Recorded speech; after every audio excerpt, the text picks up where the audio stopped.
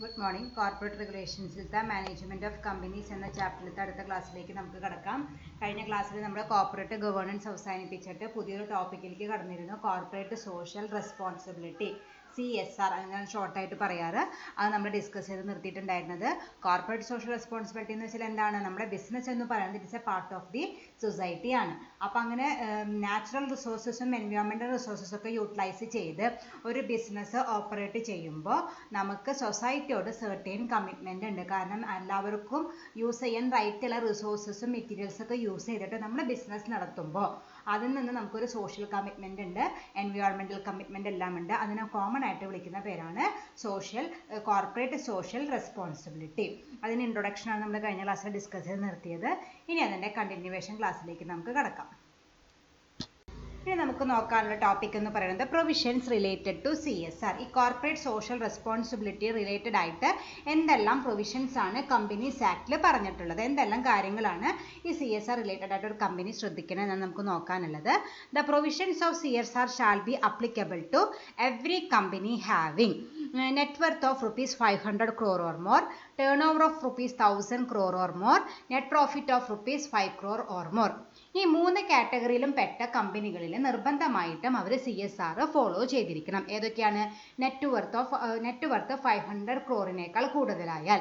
Net worth എന്ന് പറഞ്ഞാൽ എന്താണ്? ഒരു കമ്പനിയിൽ നെറ്റ് വർത്ത് എന്ന് പറയുന്നത് share holders fund plus reserves and surplus plus P&L account, ഇത് മൂന്നും കൂടി ആഡ് ചെയ്യുമ്പോഴാണ് നമുക്ക് നെറ്റ് വർത്ത് കിട്ടുക. ആ മൂന്നും കൂടി ആഡ് ചെയ്ത് നെറ്റ് വർത്ത് നമുക്ക് 500 ക്രോറിനേക്കാൾ കൂടുതലായാൽ അതാണ് ഒരു കാറ്റഗറി. രണ്ടാമത്തെ കാറ്റഗറി ടേൺ ഓവർ 100 ക്രോറിനേക്കാൾ കൂടുതലായാൽ. ടേൺ ഓവർ എന്ന് വെച്ചാൽ എന്താണ്? സെയിൽസ് ടേൺ ഓവർ, നമ്മൾ വിറ്റിട്ട് നമുക്ക് കിട്ടുന്ന ഇൻകം, അത് 1000 കോടിനേക്കാൾ കൂടുതലായാൽ. Net profit of rupees 500 crore or more. Net profit നമുക്ക് കിട്ടിയ ഇൻകത്തിൽ നിന്ന് എല്ലാ എക്സ്പെൻസസും കുറച്ച് ബാക്കി വരുന്ന പ്രോഫിറ്റ് 5 കോടിയേക്കാൾ കൂടുതലായാൽ. ഈ മൂന്ന് കാറ്റഗറിയിൽ വരുന്ന കമ്പനികളിൽ നിർബന്ധമായിട്ടും അവർ എന്ത് ചെയ്തിരിക്കണം? CSR ഇംപ്ലിമെന്റ് ചെയ്തിരിക്കണം. അത് നിർബന്ധമുള്ള കാര്യമാണ്. Okay, net worth 500 crore more, turn over 1000 crore or more, net profit 5 crore and more. ഈ മൂന്ന് കാറ്റഗറിയിലും പെട്ട കമ്പനികളിൽ നമ്മൾ നിർബന്ധമായിട്ടും CSR ഫോളോ ചെയ്തിരിക്കണം. Every company falling in the above category shall constitute a CSR committee which consists of 3 or more directors, out of whom one shall be an independent director. അപ്പോൾ നേരത്തെ പറഞ്ഞോണം, ഈ മുകളിൽ പറഞ്ഞ മൂന്ന് കാറ്റഗറിയിലും പെട്ട കമ്പനികളിൽ നിർബന്ധമായിട്ടും CSR ഇംപ്ലിമെന്റ് ചെയ്തിരിക്കണം.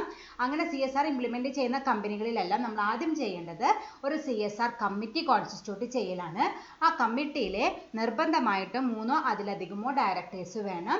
ആ ഡയറക്ടേഴ്സിൽ ഒരാൾ നിർബന്ധമായിട്ടും ആരായിരിക്കണം? ഇൻഡിപെൻഡന്റ് ഡയറക്ടർ ആയിരിക്കണം. ഓക്കെ, അപ്പോൾ അതാണ് അടുത്ത സ്റ്റെപ്പ് എന്ന് പറയുന്നത്. ഈ കാറ്റഗറിയിൽ പെട്ടൊരു കമ്പനിയാണ് എൻ്റെ കമ്പനി എന്ന് വെച്ചാൽ നമ്മൾ CSR ഇംപ്ലിമെന്റ് ചെയ്യാൻ വേണ്ടിയിട്ട് CSR കമ്മിറ്റി കോൺസ്റ്റിറ്റ്യൂട്ട് ചെയ്യുക.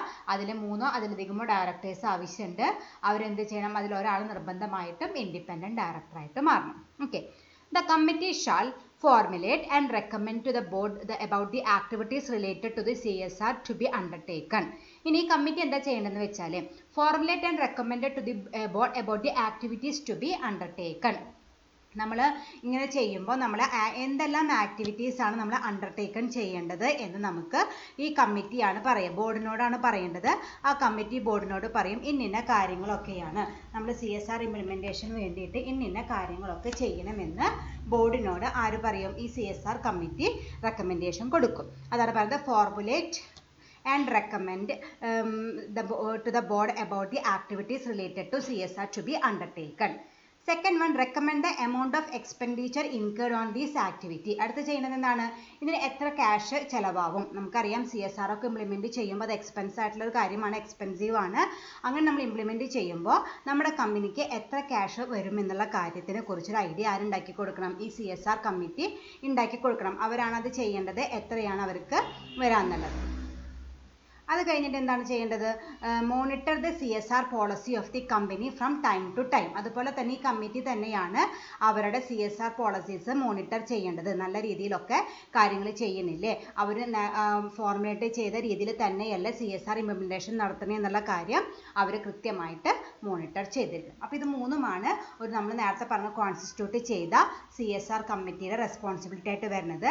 Formulate and recommend about the activity. CSR എന്ന ഹെഡിൻ്റെ അണ്ടറിൽ എന്തെല്ലാം ആക്ടിവിറ്റീസ് ആണ് അവർ ചെയ്യാനായിട്ട് ഉദ്ദേശിക്കുന്നത് കാര്യങ്ങൾ ഡിസൈഡ് ചെയ്യേണ്ടത് ഈ കമ്മിറ്റിയാണ്. അതിന് എത്ര രൂപ ചെലവാകുമെന്ന് ഈ കമ്മിറ്റി തീരുമാനിക്കണം. അതുപോലെ ഇത് ഇംപ്ലിമെൻറ്റേഷൻ കഴിഞ്ഞിട്ട് അത് പ്രോപ്പറായിട്ട് നടക്കണില്ലേ എന്നുള്ളത് ഫ്രം ടൈം ടു ടൈം അവരെ ചെക്ക് ചെയ്യണം. അപ്പോൾ ഇത്രയും കാര്യങ്ങളാണ് പ്രൊവിഷൻസ് റിലേറ്റഡ്. കഴിഞ്ഞ അടുത്ത സ്ലൈഡും കൂടി ഉണ്ട്. ഇത്രയും കാര്യങ്ങൾ ഈ സ്ലൈഡിൽ നമ്മൾ ഡിസ്കസ് ചെയ്യുന്നത്. ഏതൊക്കെ കാറ്റഗറി ഓഫ് കമ്പനീസ് ആണ് ഇതിൻ്റെ അണ്ടറിൽ വരാൻ നമ്മൾ ഡിസ്കസ് ചെയ്തു. അതിന് വേണ്ടി ഒരു കമ്മിറ്റി കോൺസ്റ്റിറ്റ്യൂട്ട് ചെയ്യണം. ആ കമ്മിറ്റിയുടെ ആക്ടിവിറ്റീസും ഡിസ്കസ് ചെയ്തു. Okay. Next is, after taking into account the recommendations of the committee, the board shall approve the CSR policy. ഇപ്പോൾ നമ്മൾ നേരത്തെ പറഞ്ഞ 3 കാര്യങ്ങൾ ആരെന്ത് ചെയ്തു? കമ്മിറ്റി ബോർഡിനോട് പറഞ്ഞു. ബോർഡ് അതിനെക്കുറിച്ച് ഡീറ്റെയിൽ ആയിട്ടൊക്കെ സ്റ്റഡി ചെയ്തതിന് ശേഷം എന്തെല്ലാം ആക്ടിവിറ്റീസ് ഒക്കെയാണ് അണ്ടർടേക്കൺ CSRന്റെ അണ്ടറിൽ അണ്ടർടേക്കൺ ചെയ്യേണ്ടതെന്നുള്ളത് കമ്മിറ്റി പറഞ്ഞിട്ടുണ്ടാകും. അതൊരു ഡീറ്റെയിൽ എൻക്വയറി നടത്തിയതിന് ശേഷം എന്താണ് പറയുക? കമ്മിറ്റി പറഞ്ഞ കാര്യങ്ങൾ അനലൈസ് ചെയ്തതിന് ശേഷം അതിന് അപ്രൂവൽ കൊടുക്കും. The board shall ensure that at least 2% of average net profit during 3 immediately preceding the financial year must be spent for CSR. അപ്പോൾ നേരത്തെ നമ്മൾ പറഞ്ഞു നമ്മുടെ CSR കമ്മിറ്റി ഇതിന് വരുന്ന എക്സ്പെൻഡിച്ചറിനെ കുറിച്ചിട്ടൊരു ഐഡിയ കൊടുത്തിട്ടുണ്ടാവുമെന്ന് പറഞ്ഞു.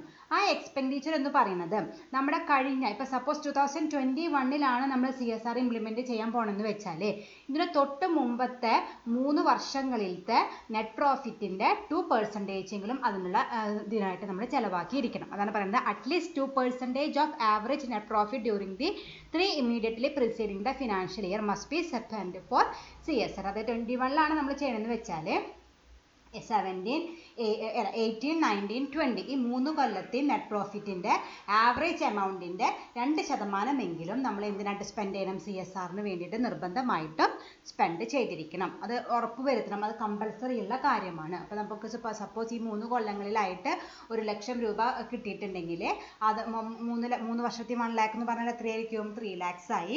ആ 3 lakhsൻ്റെ ആവറേജ് എന്ന് പറയുന്നത് എത്രയാണ്? 1 lakh ആണ് വരിക. ആ 1 lakhൻ്റെ എത്ര പെർസെൻറ്റേജ് നിർബന്ധമായിട്ട് നമ്മൾ ചെയ്യേണ്ടത്? 2% ആയ 2,000 നമ്മൾ CSRന് വേണ്ടിയിട്ട് ചെയ്തിരിക്കണം. അറ്റ്ലീസ്റ്റ് കൂടിയോണ്ട് കുഴപ്പമില്ല, കുറയാനായിട്ട് പാടില്ല. അത് ബോർഡ് ഉറപ്പ് വരുത്തണം. Okay. The activities to be undertaken includes എന്തെല്ലാം കാര്യങ്ങളാണ് ഈ CSR വഴിക്ക് ഓരോ കമ്പനികൾക്ക് അണ്ടർടേക്കൺ ചെയ്യാന്ന് വെച്ചാൽ eradicate extreme hunger and poverty ദാരിദ്ര്യം ഒഴിവാക്കാനായിട്ട് നമുക്ക് എന്തെങ്കിലും ഒരു കോൺട്രിബ്യൂഷൻ നമ്മുടെ കമ്പനിയുടെ ഭാഗത്തു നിന്ന് നടത്താം. പ്രൊമോഷൻ ഓഫ് എഡ്യൂക്കേഷൻ പ്രൊമോഷന് വേണ്ടിയിട്ട് കുറച്ച് ഫണ്ട് കൊടുക്കാം. Promoting gender equality and empowering women gender ഇക്വാലിറ്റിക്ക് സപ്പോർട്ട് കൊടുക്കാം. അതുപോലെ വുമൺ എംപവർമെൻറ്റിന് വേണ്ടിയുള്ള സപ്പോർട്ട് കൊടുക്കാം. Reducing child mortality and improving maternal health child mortality reduce ചെയ്യാം. അതുപോലെ മെറ്റേണൽ ഹെൽത്ത് ഇംപ്രൂവ് ചെയ്യാനുള്ള കാര്യങ്ങൾക്കൊക്കെ ഫിനാൻഷ്യലായിട്ട് ഹെൽപ്പ് ചെയ്യാം. Combating human immunodeficiency virus, acquired immune deficiency syndrome, malaria and other diseases. അപ്പോൾ നമുക്കറിയാം ഇപ്പോഴത്തെ കറണ്ട് സിനാരിയോയിലൊക്കെ അതിനുള്ള സഹായങ്ങൾ പോലെ നമുക്ക് CSR ചെയ്യാം. കൊറോണ വൈറസിനെതിരെയുള്ള പല കോൺട്രിബ്യൂഷൻസിനും അവർക്ക് ഒരു കമ്പനികളുടെ CSRന്റെ ഭാഗമായിട്ട് ഫണ്ട് അവർക്ക് കോൺട്രിബ്യൂട്ട് ചെയ്യാം. അപ്പോൾ അന്ന് ഇതുണ്ടായിരുന്നില്ല. അപ്പോൾ അതുപോലെ ഏതെങ്കിലും ഒരു വൈറസിനോ അല്ലെങ്കിൽ ഡെഫിഷ്യൻസി സിൻഡ്രോമിനോ മലേറിയയ്ക്കോ അല്ലെങ്കിൽ ഏതെങ്കിലും ഡിസീസിന് വേണ്ടിയിട്ട് അത് ഓവർകം ചെയ്യാൻ മെഷേഴ്സിനുള്ള ഒരു കോൺട്രിബ്യൂഷൻ എന്ന രീതിയിൽ ഓരോ കമ്പനികൾക്കും കൊടുക്കാം. എൻഷുവറിങ് എൻവയോൺമെൻറ്റൽ സസ്റ്റൈനബിലിറ്റി മെയിൻറ്റെയിൻ ചെയ്യാനായിട്ടുള്ള കാര്യങ്ങൾ എൻഷുവർ ചെയ്യാം.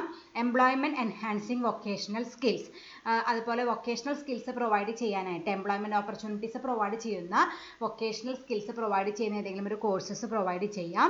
സോഷ്യൽ ബിസിനസ് പ്രോജക്റ്റ് കമ്പനികൾക്ക് സൊസൈറ്റിക്ക് ബെനിഫിഷ്യൽ ആയിട്ട് പല ബിസിനസ് പ്രോജക്റ്റും അണ്ടർടേക്കൺ ചെയ്യാം. Contribution to Prime Minister's Relief Fund or any other fund set up by the central or state government. ഇപ്പോൾ കഴിഞ്ഞ കൊല്ലങ്ങളിലൊക്കെ ഫ്ലഡ് വന്നപ്പോൾ അതുപോലെ ഓരോ റിലീഫ് ഫണ്ടുകളൊക്കെ സെൻട്രൽ ഗവൺമെൻറ് ആയാലും സ്റ്റേറ്റ് ഗവൺമെൻറ് ആയാലും കോൺസ്റ്റിറ്റ്യൂട്ട് ചെയ്യും. അതിലേക്ക് ഒരു കോൺട്രിബ്യൂഷൻ കൊടുത്താലും അത് എന്തായിട്ട് മാറും? CSR ആയിട്ട് മാറും. കുറച്ച് കാര്യങ്ങൾ മാത്രമേ പറഞ്ഞിട്ടുള്ളൂ. ഇൻഡിഫറൻ്റ് ആയിട്ട് നല്ല ക്രിയേറ്റീവായിട്ട് പുതിയ പുതിയ ഐഡിയകളൊക്കെ കൊണ്ടുവരുന്ന പല കമ്പനികളും ഉണ്ട്. ഏത് രീതി ഇതിലത്തെ തന്നെ ആക്ടിവിറ്റി വേണമെന്ന് നിർബന്ധമൊന്നുമില്ല. ഏത് രീതിയിലായാലും സൊസൈറ്റിക്ക് ബെനിഫിഷ്യൽ ആയിട്ടുള്ള എന്തെങ്കിലും ഒരു കാര്യം കമ്പനി ചെയ്യുന്നുണ്ടെങ്കിൽ അത് ഏതിൻ്റെ അണ്ടറിൽ വരും? CSRൻ്റെ അണ്ടറിൽ വരും. അത് കമ്പനിക്ക് സൊസൈറ്റിയുള്ള കമ്മിറ്റ്മെൻറ്റ് ഇംപ്രൂവ് ചെയ്യാനായിട്ട് അല്ലെങ്കിൽ കമ്മിറ്റ്മെൻറ്റ് സാറ്റിസ്ഫൈ ചെയ്യാൻ വേണ്ടിയിട്ട് ഏത് രീതിയിൽ വേണം ആക്ടിവിറ്റീസും അണ്ടർടേക്കൺ ചെയ്യാനായിട്ട് പറ്റും. ഓക്കെ. ഇതന്നെ ചെയ്യണമെന്ന് യാതൊരു നിർബന്ധവുമില്ല. ഓക്കെ. അപ്പോൾ ഇത്രയും കാര്യങ്ങളാണ് പ്രൊവിഷൻസ് റിലേറ്റഡ് ടു CSRൻ്റെ അണ്ടറിൽ വന്നത്. നേരത്തെ ഇതിൽ പഠിച്ചു, അതുപോലെ ഇതിലും പഠിച്ചു. അപ്പോൾ ഇത്രയും കാര്യങ്ങളാണ് കോർപ്പറേറ്റ് സോഷ്യൽ റെസ്പോൺസിബിലിറ്റീസിൻ്റെ അണ്ടറിൽ മെയിനായിട്ടും പഠിക്കാനുള്ളത്. കഴിഞ്ഞ ക്ലാസ്സിൽ പഠിച്ച അതിൻ്റെ ഡെഫിനിഷൻ കൃത്യമായിട്ട് പഠിച്ചു വെക്കണം, അതുപോലെ ഈ പ്രൊവിഷൻസും പഠിച്ചു വെക്കാം. ഓക്കെ, അടുത്ത് നമുക്ക് നോക്കാനുള്ളത് വേറൊരു ടോപ്പിക്കാണ്. നമ്മളെല്ലാവരും കേട്ടിട്ടുണ്ടാവും സെബി നമ്മൾ ഇടയ്ക്കിടയ്ക്ക് ഉപയോഗിക്കുന്നത് securities and exchange board of India. അതിനെക്കുറിച്ചിട്ട് നമുക്ക് കുറച്ചൊന്ന് ഡിസ്കസ് ചെയ്യാനുണ്ട്. അത് നമുക്ക് നോക്കാം. Securities and exchange board of India SEBI act 1992 അതിനാണ് ഡീറ്റെയിൽ ആയിട്ട് പഠിക്കാനുള്ളത്. Securities and exchange board of India was set up in 1988 to regulate the functions of security market. അങ്ങനെ സെബി എന്ന് പറഞ്ഞ ഒരു ബോർഡ് ഓഫ് അങ്ങനത്തെ ഒരു സെറ്റപ്പ്, അങ്ങനത്തെ ഒരു ഇൻസ്റ്റിറ്റ്യൂഷൻ കോൺസ്റ്റിറ്റ്യൂട്ട് ചെയ്തത് എന്നാണ് 1988 എന്തിനു വേണ്ടിയിട്ട്? To regulate the functions of stock securities market. സ്റ്റോക്ക് എക്സ്ചേഞ്ചിൻ്റെ ഫങ്ഷൻസ് കൺട്രോൾ ചെയ്യാൻ വേണ്ടിയിട്ട് 1988 കോൺസ്റ്റിറ്റ്യൂട്ട് ചെയ്തതാണ് സെബി എന്ന് പറയുന്നത്. It promotes orderly and healthy development in the stock market. Stock മാർക്കറ്റിലുള്ള ഡെവലപ്മെൻറ്റ് ഹെൽത്തി ആയിട്ടും ഓർഡർലി ആയിട്ടും ഇംപ്ലിമെൻറ്റ് ചെയ്യാൻ വേണ്ടിയിട്ട്, പ്രൊമോട്ട് ചെയ്യാൻ വേണ്ടിയിട്ടാണ് ഇങ്ങനത്തെ ഒരു സെറ്റപ്പ് നമ്മൾ നടത്തിയത്. But initially it was not able to exercise complete control over the stock market transaction. അങ്ങനെ സ്റ്റോക്ക് മാർക്കറ്റിൻ്റെ ആക്ടിവിറ്റീസ് ഒക്കെ കൺട്രോൾ ചെയ്യണമെന്ന ഉദ്ദേശത്തോട് കൂടിയിട്ടാണ് അത് കോൺസ്റ്റിറ്റ്യൂട്ട് ചെയ്തതെന്ന് വെച്ചാലും തുടക്കത്തിൽ അതിന് പ്രത്യേകിച്ച് ഒരു കൺട്രോള് അല്ലെങ്കിൽ ഒരു അവർ വിചാരിച്ച രീതിയിലുള്ളൊരു റെഗുലേഷൻ അല്ലെങ്കിൽ ഒരു റെഗുലേറ്ററി ബോഡി ആയിട്ട് ഡെവലപ്പ് ചെയ്യാനായിട്ട് അവർക്ക് കഴിഞ്ഞില്ല. It was left as a watchdog to observe the activities but was fun ineffective in regulating and controlling the stock market. ഒരു സൂപ്പർവൈസറി ബോഡി പോലെ, അതാണ് വാച്ച് ഡോഗ് ഉദ്ദേശിക്കുന്നത്. ഒരു സൂപ്പർവൈസറി ബോഡി പോലെ അവർ നിൽക്കുന്നില്ല, അവർക്ക് പ്രത്യേകിച്ച് ഒരു കൺട്രോളോ അല്ലെങ്കിൽ ഒന്ന് റെഗുലേറ്റ് ചെയ്യാനോ യാതൊരു രീതിയിലുള്ള കാര്യങ്ങൾ ചെയ്യാനോ അവർക്ക് പറ്റിയിരുന്നില്ല. As a result, in May 1992, SEBI was granted a legal status. അപ്പോൾ അങ്ങനെ ഒരു സെബി എന്ന പേരിൽ 1988 കോൺസ്റ്റിറ്റ്യൂട്ട് ചെയ്ത ആ സെറ്റപ്പിന് ഒരു ലീഗൽ സ്റ്റാറ്റസ് ഉണ്ടായിരുന്നില്ല. അതുകൊണ്ട് തന്നെയാണ് അവർക്ക് സ്റ്റോക്ക് മാർക്കറ്റിൻ്റെ മുകളിൽ പ്രത്യേകിച്ച് ഒരു കൺട്രോളും കിട്ടാത്തത്. അപ്പോൾ അങ്ങനെ ഒരു കൺട്രോൾ ചെയ്യാനുള്ള ഒരു ഉദ്ദേശത്തോടു കൂടി കോൺസ്റ്റിറ്റ്യൂട്ട് ചെയ്ത ഈ സെബിക്ക് ലീഗൽ സ്റ്റാറ്റസ് എന്നാണ് കിട്ടിയത്? 1992 അതായത് അതിനായിട്ട് എന്ത് പാസ്സാക്കി? സെബി ആക്ട് 1992 പാസ്സാക്കിയിട്ട് അതിനൊരു ലീഗൽ സ്റ്റാറ്റസ് കൊടുത്തു. It is a body corporate having a separate legal existence and perpetual succession. അപ്പോൾ ഇങ്ങനൊരു ലീഗൽ സ്റ്റാറ്റസ് 1992 കൊടുത്തത് കൊണ്ട് എന്തുണ്ടായി? അതിനൊരു സെപ്പറേറ്റ് ലീഗൽ എക്സിസ്റ്റൻസും കിട്ടി, ഒരു പെർപച്വൽ സസഷനും കിട്ടി. അപ്പോൾ അങ്ങനെ ഒരു ലീഗൽ സ്റ്റാറ്റസ് കിട്ടിക്കഴിഞ്ഞതോടുകൂടി അവർക്ക് എന്ത് ചെയ്യാൻ പറ്റി? അപ്പോൾ അവർക്ക് പവർ കിട്ടി, ലെജിസ്ലേറ്റീവ് പവർ കിട്ടിയത് കൊണ്ട് സ്റ്റോക്ക് മാർക്കറ്റ് ഓപ്പറേഷൻസ് കൺട്രോൾ ചെയ്യാനും റെഗുലേറ്റ് ചെയ്യാനും അവർക്ക് കഴിഞ്ഞു തുടങ്ങി. അതുവരെ അവർക്ക് അതിനുള്ള വോയിസ് ഉണ്ടായിരുന്നില്ല. അതുവരെ ഒരു സൂപ്പർവൈസറി ബോഡി പോലെയാണ് അത് ഫംഗ്ഷൻ ചെയ്തിരുന്നത്. ഈ ലീഗൽ സ്റ്റാറ്റസ് കിട്ടിയതിന് ശേഷം അവർ നമ്മുടെ സ്റ്റോക്ക് മാർക്കറ്റ് റെഗുലേറ്റ് ചെയ്യാനും കൺട്രോൾ ചെയ്യാനും തുടങ്ങി. Okay, next is reason to form SEBI. ഇങ്ങനെ ഒരു സെബി ഫോർമുലേറ്റ് ചെയ്യാനുള്ള അതിൻ്റെ ബാക്കിലുണ്ടായ റീസൺ എന്തൊക്കെയാണെന്ന് നമുക്ക് നോക്കാം. Manipulation of security prices. Companies manipulated the price of the securities in the stock market to push the price of the security. പല കമ്പനികളും എന്താ ചെയ്യുന്നത് വെച്ചാൽ അവരുടെ കമ്പനിയുടെ ഷെയർ വാല്യൂ കൂട്ടാനായിട്ട് വെറുതെ അവരുടെ സെക്യൂരിറ്റിയുടെ പ്രൈസുകളൊക്കെ മാനിപ്പുലേറ്റ് ചെയ്യും. കാരണം അവരുടെ പ്രൈസ് കൂട്ടിയാലാണ് അവർക്ക് ലാഭകരമാവുള്ളൂ. അപ്പം അങ്ങനെ അവർക്ക് ബെനിഫിറ്റ് കിട്ടാൻ വേണ്ടിയിട്ട് കമ്പനീസ് എന്ത് ചെയ്യാണ്? Manipulate the prices of the securities in the stock market to push the price of the security. അപ്പോൾ അവർക്ക് നല്ലൊരു ഇമേജ് കിട്ടാൻ വേണ്ടിയിട്ട് അവർ തന്നെ ഡെലിബറേറ്റ്ലി എന്ത് ചെയ്യാണ്? സെക്യൂരിറ്റീസിൻ്റെ പ്രൈസൊക്കെ മാനിപ്പുലേറ്റ് ചെയ്യാണ്. അപ്പോൾ അത് തടയാനായിട്ട് എന്തായാലും ഒരു റെഗുലേറ്ററി ബോഡി വേണ്ട ആവശ്യം അവിടെ വന്നു. Then price rigging. Speculators will buy and sell security to push the prices. ഇനി എന്താണ് ഇവിടെ ഉദ്ദേശിക്കുന്നത്? അതായത് ഇപ്പോൾ എൻ്റെ കമ്പനിയുടെ പ്രൊഡക്റ്റിന് അല്ലെങ്കിൽ എൻ്റെ കമ്പനിയുടെ പ്രൈസ് കൂട്ടണമെന്ന് ആഗ്രഹം ഉണ്ടെങ്കിൽ ഞാൻ എന്ത് ചെയ്യാണ്? എൻ്റെ കമ്പനി പ്രൈസ് കൂട്ടണമെങ്കിൽ എന്ത് കൂട്ടിയാൽ മതി? ഡിമാൻഡ് കൂട്ടിയാൽ മതി. ഡിമാൻഡ് കൂട്ടാനായിട്ട് ഞാൻ എന്ത് ചെയ്യും? ഞാൻ തന്നെ എൻ്റെ കമ്പനിയുടെ കുറേ ഷെയർസ് അങ്ങോട്ട് വാങ്ങി വയ്ക്കും. അപ്പോൾ എന്തുണ്ടായി? ഡിമാൻഡ് കൂടി, പ്രൈസ് കൂടി. ഓക്കെ, അപ്പോൾ അതിനെ വിളിക്കുന്ന പേരാണ് പ്രൈസ് റിഗ്ഗിങ് എന്ന് പറയുന്നത്. അപ്പോൾ നമ്മുടെ പ്രൊഡക്റ്റിന് അല്ലെങ്കിൽ നമ്മുടെ ഷെയർ ഡിമാൻഡ് കൂട്ടാനായിട്ട് മറ്റുള്ളവരല്ല അത് പർച്ചേസ് ചെയ്യുന്നത്. ഞാൻ തന്നെ എൻ്റെ കമ്പനിയുടെ പ്രൊഡക്റ്റ് ഡിമാൻഡ് ചെയ്യുന്നു. ആസ് എ റിസൾട്ട് ഡിമാൻഡ് കൂടുന്നു, കമ്പനിയുടെ പ്രൈസും കൂടുന്നു. അപ്പോൾ അതൊരു സം സോർട്ട് ഓഫ് മാനിപ്പുലേഷൻ തന്നെയാണ്. വേറൊരാൾ ഡിമാൻഡ് ചെയ്തിട്ടല്ല ഡിമാൻഡ് കൂടുന്നത്. ഞാൻ തന്നെ ഡിമാൻഡ് ചെയ്യുന്നു, എൻ്റെ കമ്പനിയുടെ ഷെയർ ഞാൻ തന്നെ ഡിമാൻഡ് ചെയ്ത് തന്നെ പ്രൈസ് കൂട്ടാണ് ചെയ്യുന്നത്. അതൊക്കെ കൺട്രോൾ ചെയ്യേണ്ട ആവശ്യം വന്നു. അപ്പോൾ അവിടെയും ഒരു സെബിയുടെ റിക്വയർമെൻറ്റ് വന്നു. Then insider trading. Agents and brokers use price sensitive information to make capital gain. അതായത് ഇൻസൈഡർ ട്രേഡിംഗ് എന്ന് വെച്ചാൽ നമുക്കറിയാം ഷെയർ മാർക്കറ്റിലെ മെയിൻ പ്ലെയേഴ്സ് എന്ന് പറയുന്നത് ഈ ഏജൻസും ബ്രോക്കേഴ്സുമാണ്. അവർക്ക് പല പ്രൈസ് സെൻസിറ്റീവ് ഇൻഫർമേഷനും അറിയാം. അത് അവർക്ക് ലാഭം ഉണ്ടാക്കാനായിട്ട് പല കമ്പനികളുടെയും പ്രൈസ് സെൻസിറ്റീവ് ഇൻഫർമേഷൻസ് നമ്മൾ എക്സ്ചേഞ്ച് ചെയ്ത്, അതായത് പല രീതിയിലുള്ള ഇൻസൈഡർ ട്രേഡിംഗ് ഒക്കെ നടത്തിയിട്ട് അവർക്ക് ലാഭകരം ഉണ്ടാക്കാനായിട്ട്, അവർക്ക് പ്രോഫിറ്റ് ഉണ്ടാക്കാനാണ്, കമ്പനിക്ക് പ്രോഫിറ്റ് ഉണ്ടാക്കാനല്ല, ഈ ഏജൻസിനും ബ്രോക്കേഴ്സിനും ബെനിഫിറ്റ് ആയിട്ടുള്ള രീതിയിൽ പല ഇൻഫർമേഷനും അവർ യൂസ് ചെയ്യാറുണ്ട്. അപ്പോൾ അതും അങ്ങനെ ഇൻസൈഡർ ട്രേഡിംഗ് ഒക്കെ വളരെയധികം നടക്കുന്നുണ്ട്. അത് കൺട്രോൾ ചെയ്യാനും ഇതുപോലത്തെ ഒരു സെക്യൂരിറ്റി ബോഡിയുടെ ആവശ്യമോടെ വന്നു. Then delay in listing of securities and settlement of dealings. Listing of സെക്യൂരിറ്റീസിലും അതുപോലെ സെറ്റിൽമെൻറ്റ് ഓഫ് ഡീലിങ്സും ബൈയിങ്ങും സെല്ലിങ്ങും ഒക്കെ നടക്കുമ്പോഴും ഡിലേ വന്നു തുടങ്ങി. കാരണം അവരെ കൺട്രോൾ ചെയ്യാനായിട്ട് പ്രത്യേകിച്ച് ഒരു ബോഡിയൊന്നും ഇല്ല. അപ്പോൾ അവർക്ക് കമ്പനികൾക്ക് ഇഷ്ടമുള്ള രീതിയിൽ അവർ സെറ്റിൽമെൻറ്റ് നടത്തും. അതുപോലെ അവർക്ക് താല്പര്യമുള്ളപ്പോൾ മാത്രം അവർ ലിസ്റ്റിംഗ് നടത്തും. അതൊന്നും ചെയ്താൽ പറ്റില്ല. അതിനെ കൺട്രോൾ ചെയ്യാനായിട്ട് സെബി എന്ന് പറഞ്ഞൊരു ബോർഡിൻ്റെ റിക്വയർമെൻറ്റ് അവിടെ വന്നു. അടുത്തത് ലാക്ക് ഓഫ് ഫെയർ ഡീലിങ്സ്. അവിടെ in the issue of security, securities issue ചെയ്യുമ്പോൾ അവിടെ എന്തില്ല, ഫെയർ ഡീലിംഗ് ഇല്ല. ഫെയർ ഡീലിംഗ് എന്ന് വെച്ചാൽ എന്താണ്, ഫെയർ പ്രൈസസ്, റീസണബിൾ ആയിട്ടുള്ള പ്രൈസസ് ചാർജ് ചെയ്തിട്ടൊന്നുമല്ല അവിടെ സെക്യൂരിറ്റീസ് ഒക്കെ ഇഷ്യൂ ചെയ്യുന്നത്. കമ്പനികൾക്ക് ഇഷ്ടമുള്ള രീതിയിൽ അവരവിടെ പ്രൈസ് കൂട്ടുകയും ചെയ്യും കുറയ്ക്കുകയും ചെയ്യും. അപ്പോൾ അതും കൺട്രോൾ ചെയ്യണമെങ്കിൽ അവിടെ ഒരു സെക്യൂരിറ്റി ബോഡിയുടെ ആവശ്യം വന്നു. അപ്പോൾ അതാണ് lack of fair dealings. Then protection of investors. ഇൻവെസ്റ്റേഴ്സിന് പ്രൊട്ടക്ഷൻ ഫ്രം അൺഎത്തിക്കൽ പ്രാക്ടീസസ്. നമുക്കറിയാം ഒരു കമ്പനിയിൽ ഇൻവെസ്റ്റ്മെന്റ് നടത്തുന്ന ഇൻവെസ്റ്റേഴ്സ് ആ കമ്പനിയുടെ പ്രോസ്പെക്ടസിൽ പറഞ്ഞ കാര്യങ്ങളൊക്കെ വിശ്വസിച്ചിട്ടാണ് അതിൽ ഇൻവെസ്റ്റ്മെന്റ് നടത്തുന്നത്. അതായത് അങ്ങനെ ഒരു വിശ്വസിച്ചിട്ട് അവർ കമ്പനി ആ രീതിയിൽ ചെയ്തില്ലെങ്കിൽ അവരെ പ്രൊട്ടക്ട് ചെയ്യാനായിട്ടുള്ള ഒരു ലോയാണ് ഈ സെബി എന്ന് പറയുന്നത്. പല രീതിയിലുള്ള മാൾ പ്രാക്ടീസസും അൺഫെയർ ട്രേഡ് പ്രാക്ടീസസും അൺഎത്തിക്കൽ പ്രാക്ടീസസും ഒക്കെ പല കമ്പനികളും ഫോളോ ചെയ്യുന്നുണ്ട്.